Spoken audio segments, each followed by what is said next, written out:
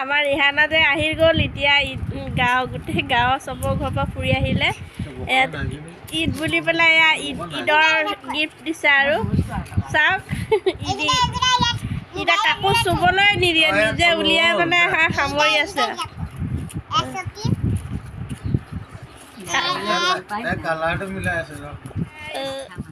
কি খবৰ আপোনালোকৰ আশা কৰিছোঁ নিশ্চয় আপোনালোক ভালে আছে আজি ব্লগটো ৰাতিপুৱা 7:30 পৰা আৰম্ভ কৰিছোঁ এয়া দেখিছে এতিয়া ঢেকীয়া ভাজিলোঁ যিহেতু এতিয়া ঢেকীয়া কোমল কোমলকৈ ওলাইছে খাবলৈ খুব টেষ্টি হয় কোনে কোনে বাৰু ঢেকীয়া ভাজি খাই ভাল পায় কমেণ্ট কৰি জনাব আজি ঈদৰ পিছদিনাখন হয় মিষ্টাৰে কৈছে ৰমজান মাহত মাছ মাংস বহুত খোৱা হ'ল এতিয়া বোলে অলপ নিৰামিষ খাওঁ তাৰ কাৰণে এতিয়া বনাই আছোঁ জুইত এয়া দেখিছেনে কচু ক'লা কচু থুৰ আৰু বিলাহী মচুৰ দাইল দি বনাইছোঁ সিজি আছে ইয়াতে আৰু শাহুমা ভাত খাই মেলি স্কুল গ'ল এতিয়া ৰাতিপুৱা কামবোৰ মই কৰোঁ আজি সোনকালে স্কুল যাব লগা হ'ল মানে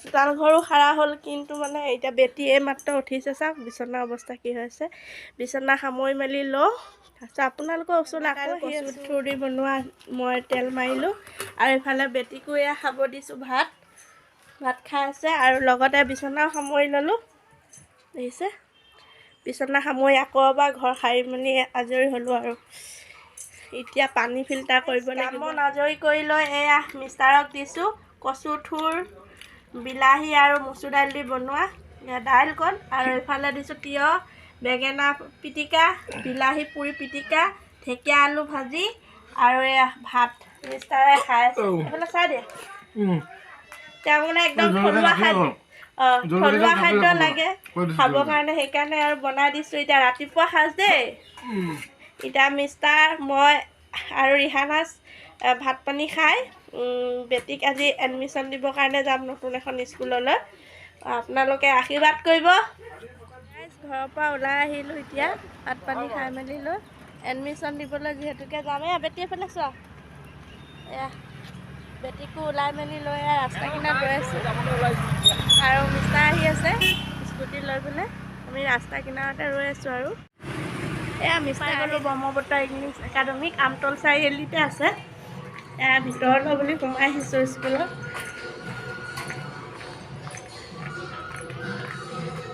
ফাৰ্ষ্ট ফ্ল'ৰত আছে তাৰ বেটী গৈ আছে এয়া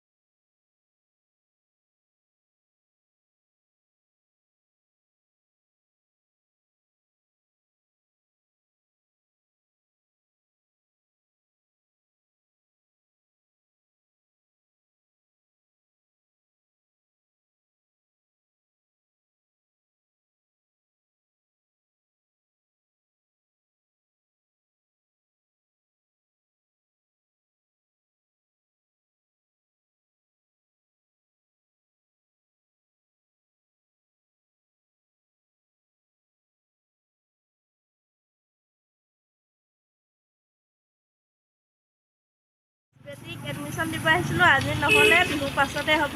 আৰু মই আহিলোঁ এতিয়া এপমলাইন ইলেক্ট্ৰনিক্সত।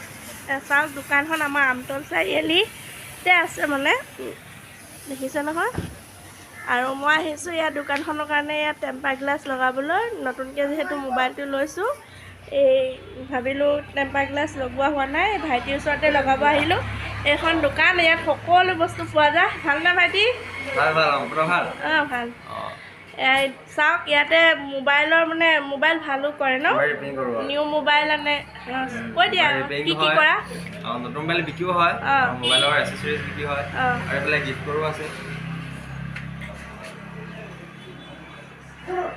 আপোনালোক যদি আমাৰ শিৱসাগৰ কালুগাঁও ওচৰ পাজৰে হয় আহিব দেই। ইয়াত মানে সকলো বস্তু পোৱা যায়, মোবাইলৰ চাৰ্জাৰৰ পৰা একদম নিউ মোবাইল ৰিপেয়াৰিং, আকৌ লাইটৰো কিবা কৰা ন, গোটেইখিনিয়ে পোৱা যায় ইয়াত। আহিব। আসসালামু আলাইকুম গাইজ, কি খবৰ আপোনালোকৰ? আশা কৰিছোঁ নিশ্চয় আপোনালোক ভালে আছে। আজি হ'ল 13 এপ্ৰিল, আজি হ'ল উৰুকা, গৰু গা ধোৱা। সকলো অসমবাসী ৰাইজলৈ মোৰ ফালৰ পৰা ৰঙালী বিহু বহুত বহুত শুভেচ্ছা জ্ঞাপন কৰিলোঁ। সকলোৱে যাতে বিহুটো ভালকৈ উদযাপন কৰিব পাৰে।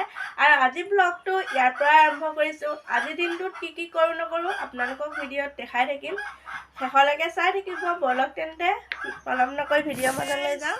আজি এতিয়া সময় হৈছে 6:30। 6:30 পৰা ব্লগটো আৰম্ভ কৰিলোঁ। আৰু ৰাতিপুৱা সময়ত যিহেতু চাহ তাহ খাই হৈ গ'ল, আৰু খুব গৰম, আজি ৰ'দো দিছে, সেই গতিকে আজি বিহুৰ আয়োজন বুলি মই বৰা ভাত বনালোঁ, আৰু লগতে লৈছোঁ এয়া গুড় আৰু দৈ। এতিয়া আমি সকলোৱে ৰাতিপুৱা জলপানটো এনেকৈয়ে খাবলৈ আৰম্ভ কৰিছোঁ, আৰু কৰা নাই আৰু এতিয়া মানে চব ৰেডি কৰি লৈছোঁ, খাম আৰু আমি গোটেইকেইজনে। বিহু বুলি ক'লে আৰু সকলোৰে মনবোৰ একদম পূৰা উৎফুল্লিত হৈ থাকে, আৰু ভাল লাগে সকলোৰে।